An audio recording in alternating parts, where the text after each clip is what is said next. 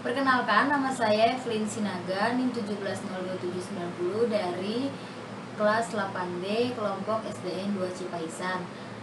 Di sini saya akan mensimulasikan tema 7, subtema 1, pembelajaran 3, kelas 6. Selamat pagi anak-anak, bagaimana kabarnya hari ini? Baik. Nah, coba lihat di sampingnya teman-temannya ada yang tidak hadir.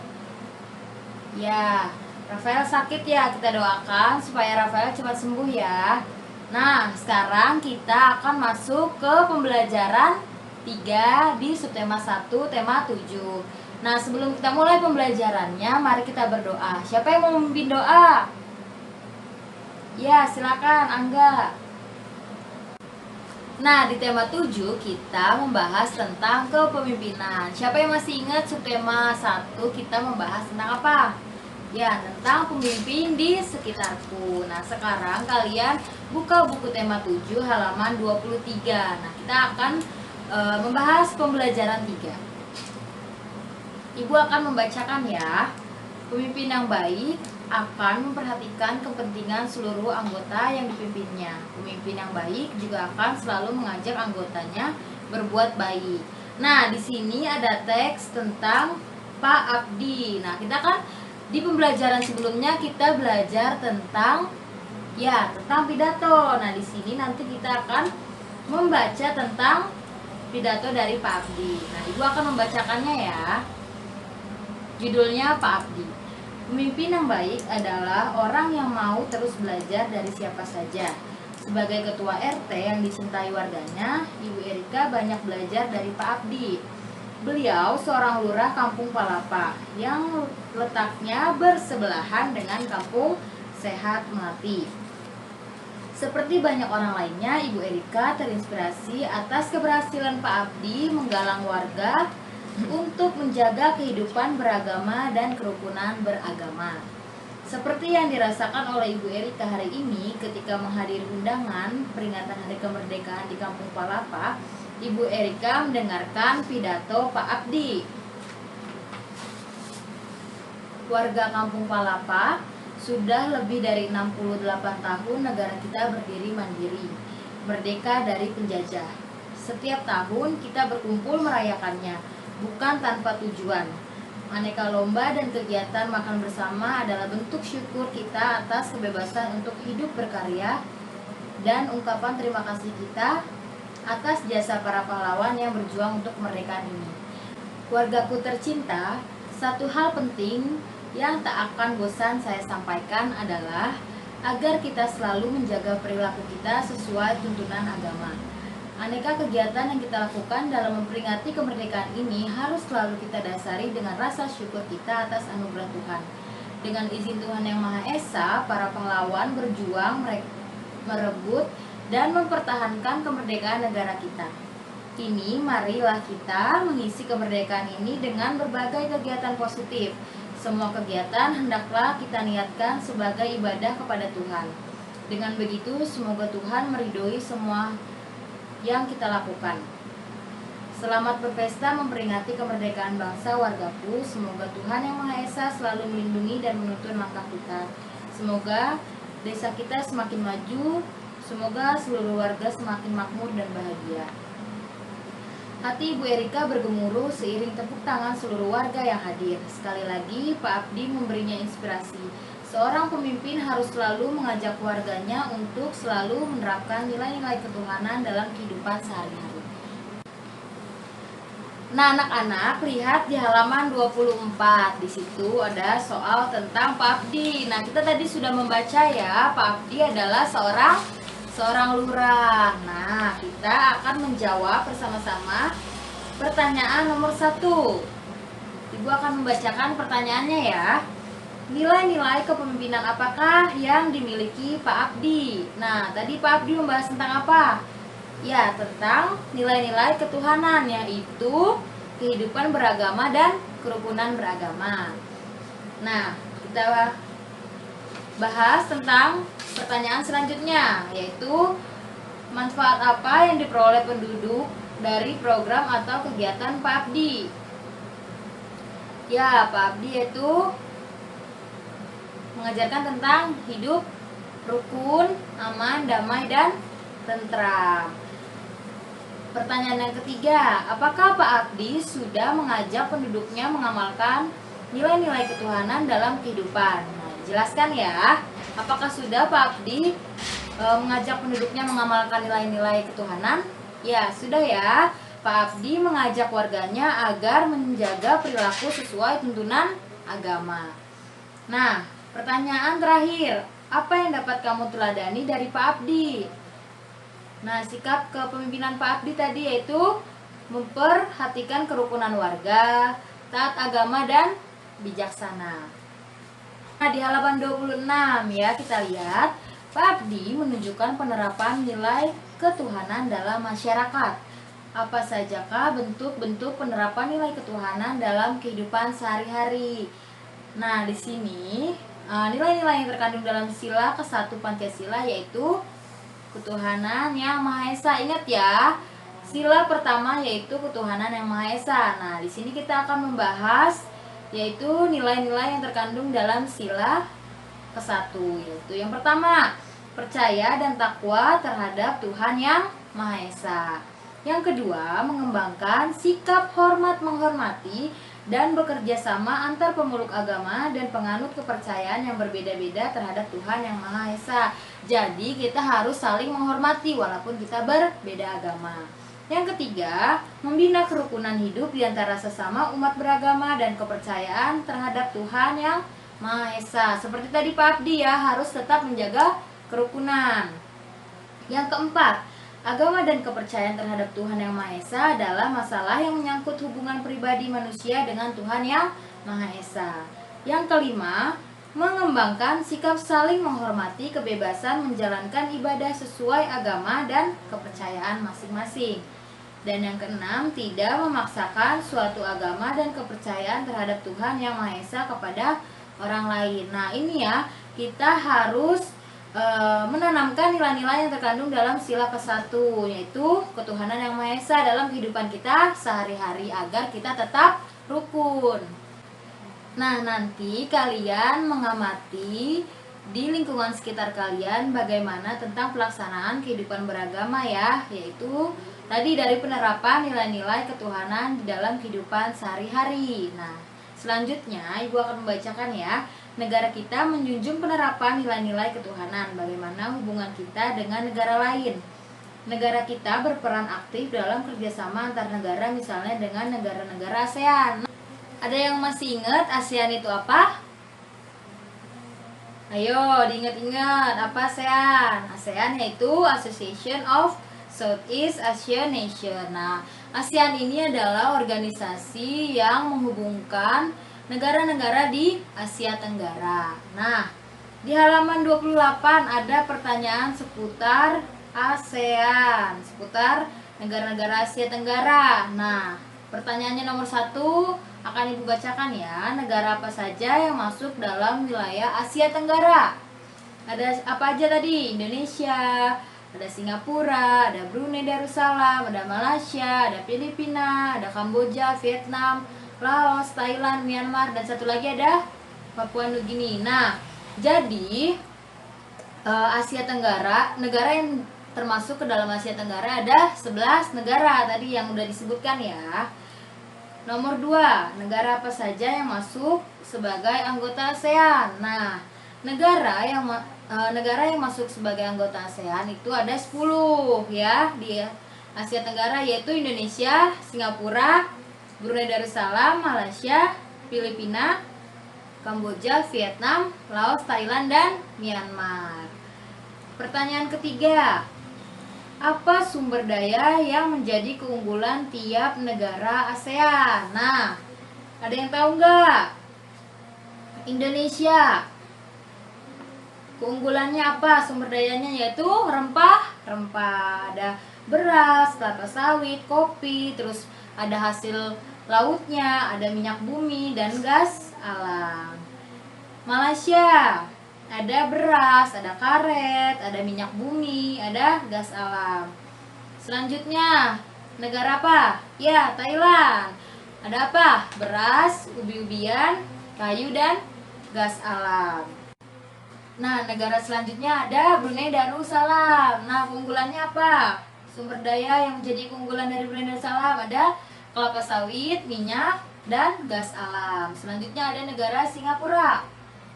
Nah, Singapura ini dia tidak mempunyai sumber daya alam ya. Negara selanjutnya ada Kamboja. Kamboja yaitu keunggulannya sumber dayanya itu beras, ubi-ubian, dan karet. Negara Myanmar ada beras, karet, gas alam, dan emas. Nah, di negara Filipina yang menjadi keunggulannya adalah padi, jagung, abaca, tembaga, emas, perak, dan biji besi. Nah, di Laos ada hasil pertanian, ada emas, ada tembaga, ada hasil tambang, kayu, terus ada produk kayu. Nah, di Vietnam keunggulannya yaitu beras, kedelai, teh, karet, batu bara, dan minyak bumi. Nah, pertanyaan keempat, apa produk yang dihasilkan dan diekspor oleh tiap negara anggota ASEAN dan kemana produk tersebut diekspor? Ke negara mana produk tersebut diekspor? Yang pertama ada negara Indonesia. Tadi Indonesia keunggulannya yaitu ada rempah-rempah ya, ada karet, kopi, tembakau, lada putih, terus ada kayu lapis. Nah, ini produk ini diekspor ke negara Belgia dan Luxembourg. Nah, ada lagi biji logam, aluminium, kayu, bahan makanan. Nah, itu diekspornya ke Jepang. Terus ada LPG, diekspornya ke Amerika. Terus industri parfum, karet, kelapa sawit itu ke Prancis.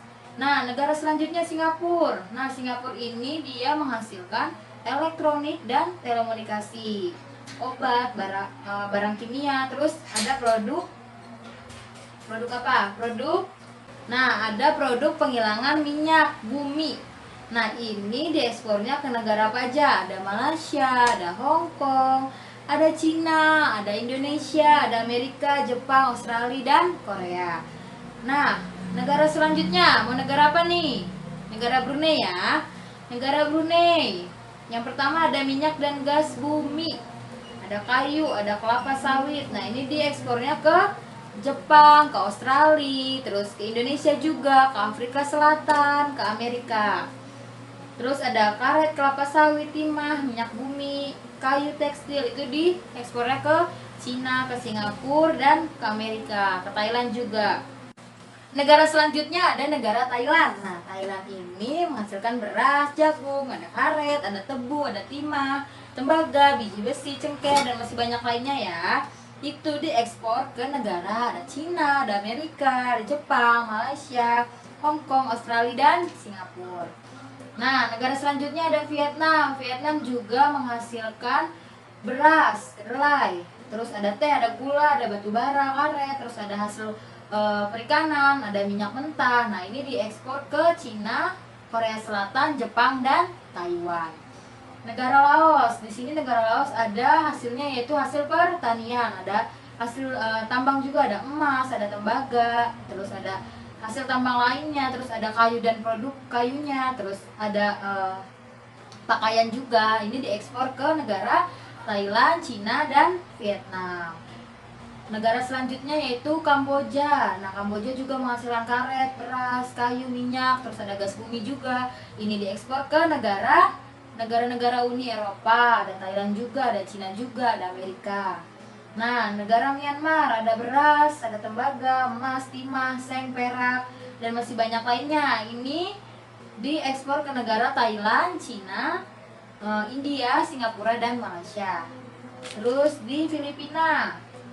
Nah, di Filipina ini menghasilkan padi, jagung, dadia, abaca, tembaga, emas, perak, biji besi. Ini diekspor ke negara Cina, Taiwan, Korea Selatan, Amerika, dan Jepang. Nah, pertanyaan selanjutnya di halaman 29, nomor 5.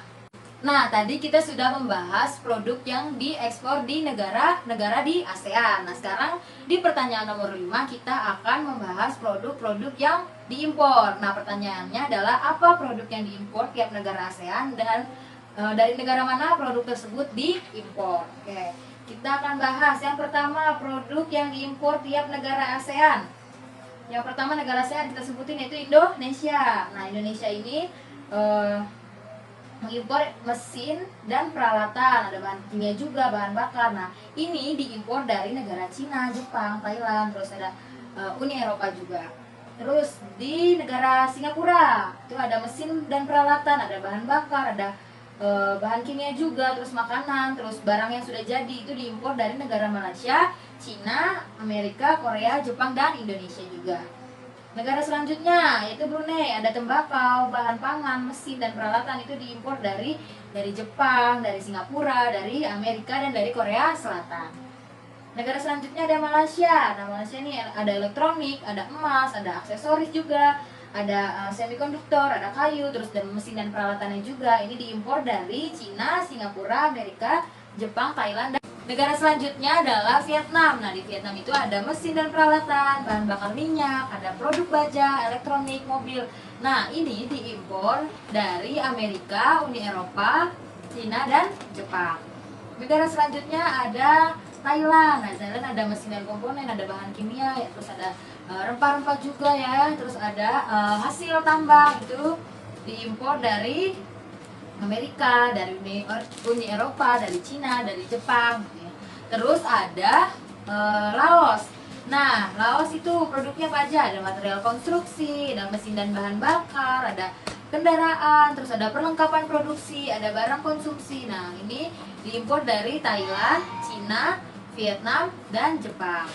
Negara selanjutnya ada Kamboja. Kamboja itu ada tembakau, ada tekstil, terus ada garmen juga, ada produk-produk farmasi juga. Terus itu diimpor dari Thailand, Cina, Singapura, Vietnam, India, dan Korea Selatan.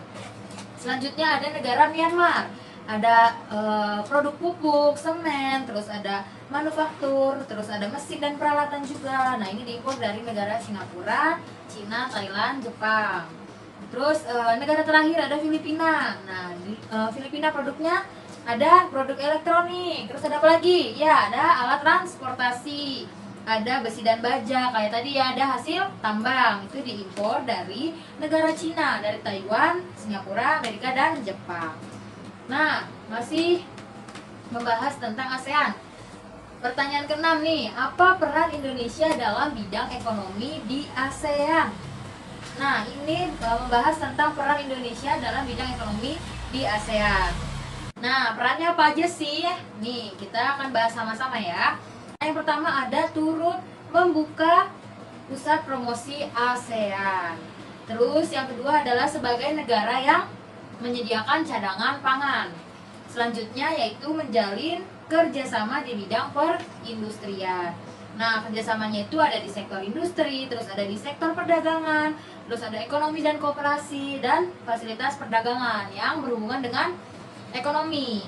Nah, tadi kita sudah membahas tentang ASEAN, yaitu tentang apa aja tadi? Ada produk yang diekspor, ada produk yang diimpor, terus dari negara mana saja, terus ada juga keunggulan-keunggulan produk yang dimiliki tiap negara ASEAN. Ada juga peran Indonesia dalam bidang ekonomi di ASEAN. Nah, kita sudah membahas itu semua ya. Masih ingat ya, diingat-ingat ASEAN itu yaitu Association of Southeast Asian Nation. Nah, jadi masih ingat gak tadi negaranya apa aja? Ada 10 ya, ada Indonesia, Malaysia, Singapura, terus ada Kamboja, ada Laos, ada Myanmar, Thailand, ya kan? Ada apa lagi?